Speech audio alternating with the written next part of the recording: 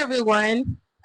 So in this video, I want to be sharing with you 7 ways in which you can get your prayer group back, or let's just say how you can train yourself or discipline yourself to pray for a stretch. And these are personal things that I've been doing, and they have been helpful. Let's get into it. The first one is positioning. So instead of sleeping on your bed when you wake up, instead of just lying on the bed to pray or just sitting on the bed, it's better to, I mean, that could work sometime, but not every time. 70% of the time you fall back asleep. So instead of that, you can always like stand up, pace around in your room, just some body movements, some petty little body movements, and you would be able to pray for as long as you want. I mean, during the process of praying, you already get your energy. You can now sit down a bit and do all of those stuff. But when you're starting to pray, you have to actually like stretch your body, have some body movements so that you are able to pray as much as you want to. The second thing is praying in the spirit. So because we don't know what to pray about, sometimes it is better to just own it up to the Holy Spirit and say, you know what, God, just take control. Just help me to do this. Praying in the Spirit helps us to just pray for as long as we want to, because we are not the one praying. It is the Holy Spirit, it's the Holy Spirit praying through us. And let me shock you. Most of the time when we even ask God for like things, our prayers, when we ask him for things, all of the things that we want to ask, it cannot pass like 1 hour. That 1 hour itself is so much. 30 minutes, you're already done asking for everything you actually want to ask for. So what are you going to be praying for the next 30, 1 hour, 2 hours, 3 hours?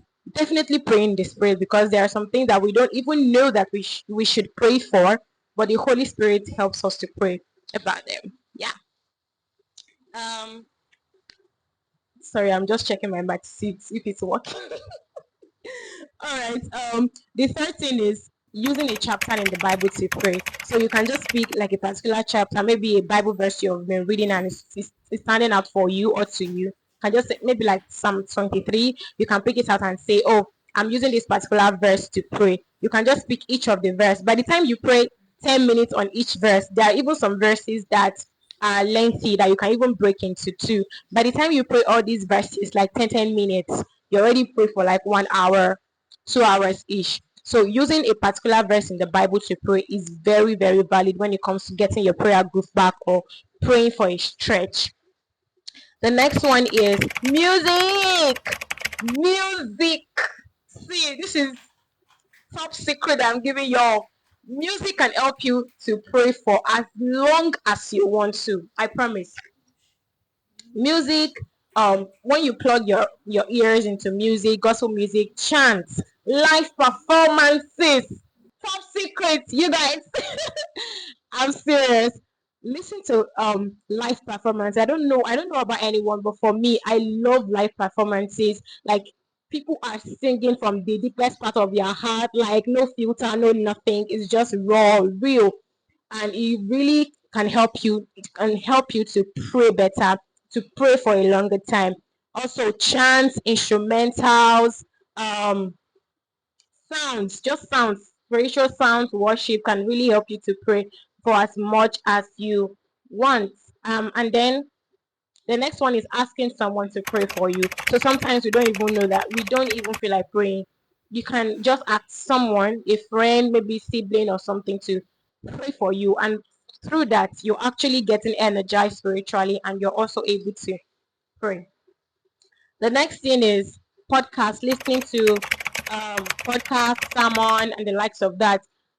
One of the podcasts that does it for me so much is just Mayas's podcast. Like, it helps me to pray.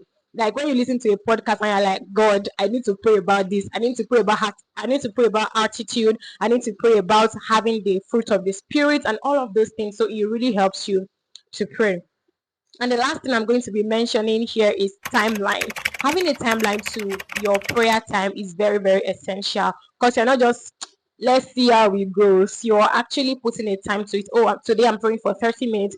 Throughout this week, at least I'm praying for 30 minutes each day, or 1 hour each day. And when you do that consistently, you will just realize that it's becoming part of you, and you're not even bothered about the timing, or you're not bothered about how long you stay in God's presence, and you're not bored, right? So yeah, that's all of the points that I thought to share that could help someone out there to get their prayer groove back on, or to pray for a stretch. I hope you find this helpful. If you do, please share it with somebody out there that might need it.